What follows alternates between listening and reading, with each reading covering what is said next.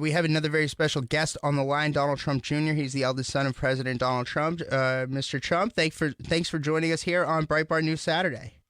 My pleasure. Good to be with you, Matt. How's everything going? Everything's going fantastic. So earlier this week, we went to the premiere of Dinesh D'Souza's big movie, Death of a Nation, and it was a really eye-opening experience, I think, because one of the things that he did was he really exposed different connections between the radical left that we see in today's America and the Democrat Party and the real bad forces over the course of the 20th century. We know the connections that they have back to communism, but he drew the lines and connections back to fascism in Europe and in Japan, and this was a significant deal, I think. What were your thoughts on the movie? I know you tweeted out a description of it. What were your thoughts on that, all that stuff being brought back up and exposed?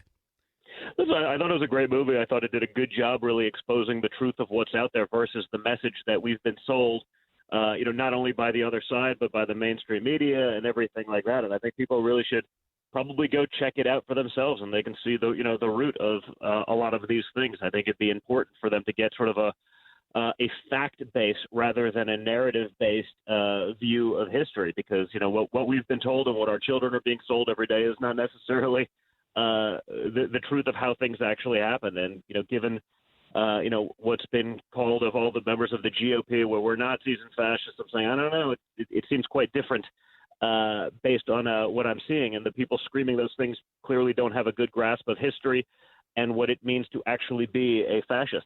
Yeah, I think this is an important thing, right? Because I know you've talked about this, about how we have to go after leftism in academia, right? We have to confront this. And I think this is a big deal because, look, the left is, we know they push out fake news. We know they have a radical agenda like abolish ICE and all these different things, right? We've been seeing that, but they're also trying to rewrite history. I mean, how important is it that we do confront these leftist forces in academia and around the country?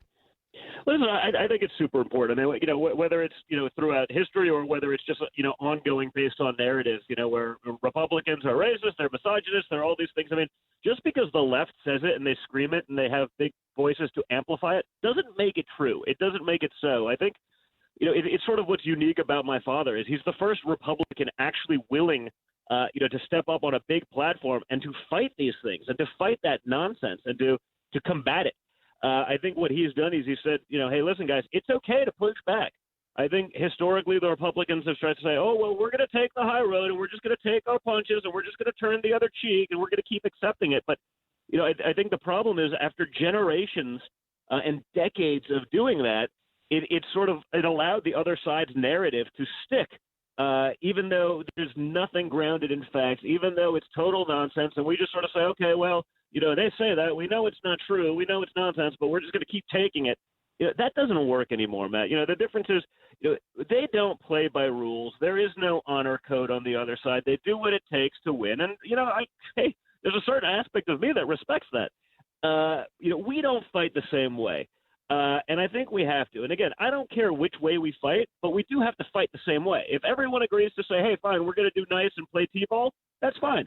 But we can't play T-ball while the other side's playing hardball. Those two things don't go hand in hand. And so, I think for us as conservatives, we have a great opportunity now to be able to combat the narrative of the other side. We have someone at the top, someone in the presidency who's willing to fight.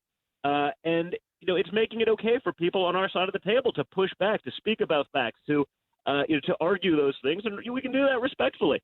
The other side often doesn't do that, and they'll resort to violence, and they'll do whatever it takes because they realize that we're now pushing back. So, it's an incredible time in history, and I think we just have to take that opportunity and really push back once and for all. Yeah, so, I mean, the one thing that I think the left has done, which I think is a big mistake on their front this year, is they've been pushing this whole abolish ICE thing. And this comes in the wake of Alexandria Ocasio-Cortez, who's, by the way, is a devout open socialist. How is that okay in American politics? She's saying the job numbers are so good because people are working 80-hour weeks. This is a person who claims to have a degree in economics, but then didn't do anything with it thereafter. I mean, But that's their platform. It doesn't have to be fact-based. They find someone who's moderately attractive. They give them a soapbox. The media builds them up to be the greatest thing since sliced bread. That's what they did with Obama. They find someone that looks the part and whatever it is, and they make whatever they say right. They make whatever they say totally acceptable. They make that person a total brilliant genius, even if there's nothing there. And, that's part of their move. And, that's okay. I think what they missed in the last election was they thought they needed to be further left. And I think that's exactly the opposite of the message that I got, which is that people needed to be probably either further right or at least more centrist. And sort of this notion of chasing socialism, it's after being tried dozens of times, hundreds of times all over the world, it's finally going to work for us. I don't think the real Americans buy that. The same thing with the abolish ICE. Like still, regular Americans do want some security. They do want some borders. They do want to know that the people coming into their country, are going to either be able to contribute something, not just come here and sort of, get in the system and just be stuck on it. And that's the problem with the Democratic platform is they are the party of dependence. They need us to be dependent on them and to be dependent on big government and to not be able to think for ourselves because that's all they offer.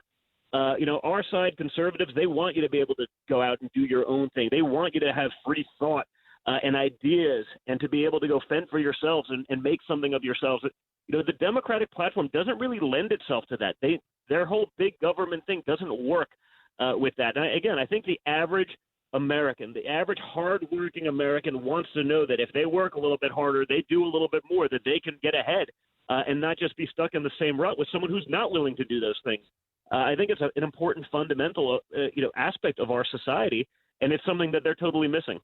Yeah, and I don't know if you saw this latest news that the New York Times editorial board member, their newest editorial board member, actually, these are a couple of quotes. These are on the top of Drudge right now. She's come out and said all sorts of different radical things like kill more men, F the police. I mean, there's certain things that we can't even repeat on the air that are really nasty things that this woman has said on her Twitter account. You put that together with this whole bigger picture with the media, right? You've got Jim Acosta. We're going to talk to Sean Hannity later in the program about this because he was calling out Acosta earlier this week. But the point is that if you've got the entire fake news media, they're focused on they're either in bed with these socialist leftists or they're just completely removed from that bigger picture of reality of what the average American's looking for and what they voted for in 2016, what they're looking for this year. Yeah, well, listen, obviously the New York Times is hiring someone of like mind. I mean, this is a person that probably thinks exactly like them, but she's an Asian woman, so she can say whatever she wants about white people. I mean, imagine she said the same thing about Hispanics. Imagine she said the same thing about black people. People would be losing their minds. It would be outrage. But she can say it about white people. I mean, it's no different than any other form of racism, and it's sort of the notion that you can't be racist against white people because it's ridiculous. I mean, it makes no sense to any rational person. But I mean, this is a narrative that the far left will push, and that's okay, and they'll continue those attacks. And again, I'm happy to let them keep doing that because. Again, you'll never get sort of the bell curve. You'll never get those people all the way on the left. You'll always have the people all the way right. But, that 60%, even that 80%, of independent thinkers in the middle, that rational individual that's not sort of extreme on either direction, I think they have to see that and say, okay, guys, this is getting ridiculous. And the left, continuing to double down on these crazy notions is insane. Listen, I'm from New York City. Okay, I have probably the majority of my friends are probably left of center, or at least a little bit left of center, just based on where I'm from and where I live. And I used to be able to have, rational conversations with them. I could probably even argue their arguments for them. But even them and even they are now totally turned off by this extreme left-wing politics, and everything is like doubling down to go further left. And let's see how much crazier we can get each and every day. I think it's only helping us. I think it's making 2020 look really easy. hmm Yeah, and that's the next thing I wanted to ask you about is as we go into this midterm elections and then eventually 2020 with the re-election for your dad's campaign. Specifically, and this is the last thing I wanted to ask you about is so we see these jobs numbers that come out yesterday. Unemployment's back down again to 3.9%. I mean, the economy is booming. If the vast majority of Americans, you ask them the question, are you better off today than you were 2 years ago? The answer is absolutely yes. It's remarkable. So we're seeing the actual results of your dad's efforts to implement the policies that he campaigned on in 2016, and it's working for people. I mean, what is your reaction to the jobs numbers and the bigger picture of that question? Are you better off today than you were 2 years ago? There's no question. I said it the other night. I was down in Destin, Florida, campaigning for Matt Gaetz and Ron DeSantis, in sort of Northwest Florida, and I was like, I was up on the stuff search. I just said, listen, name one economic, matrix where we're not better off than we were 2 years ago. Like, you literally cannot do it. Everyone is better off. Everyone is taking advantage of this, whether it's, tax reform, whether it's the regulation cuts, whether it's just the booming job numbers because of all of those things, whether it's the growth in manufacturing, et cetera, et cetera, et cetera. We're winning, and the left just wants to take that down. The midterms are still going to be tough because, we have to remember that, and the Trump fans have to remember that just because Donald Trump is not on the ticket in 2018 doesn't mean that everything he's accomplished isn't on the ticket. If you lose the House, if you lose the Senate, all of those things, the other side wants to just make them go away. They want to jack up the regulations again. They want big government. They want to increase taxes. So all of those dollars that we're going to bring in more people, that we're going to just increase capital expenditure within these companies where they're investing in themselves so that they can grow and then bring in more people and more jobs and more revenue, et cetera, et cetera. They want all of that to go away. And the reality is the other side is motivated by hate right now. And you have a couple really big billionaires, Tom Steyer putting in $100 million or whatever he's putting into this thing, Michael Bloomberg putting in, probably close to the same amount of money just to win these things back. So you have a couple really big people funding this nonsense to be able to reverse the trends that we've been able to fix. For them, it doesn't matter. They don't care what's going on. They're sitting there, they got whatever they want, and they can push those agendas. But we have to get out there. We have to stay motivated because, again, just because Trump isn't on the ticket this year doesn't mean that everything he's done, everything he's accomplished, that's all on the ticket. So we have to get out there. We have to stay motivated. We have to get our friends. We have to volunteer, donate, whatever it is. Make sure that in November we're voting to keep this going because I'm sure as heck not sick of winning yet. I couldn't agree more. Donald Trump Jr., really want to thank you, brother, for joining us here on Breitbart News Saturday, and look forward to talking to you again soon. Thanks a lot, Matt. Good speaking to you, and I'll speak to you soon.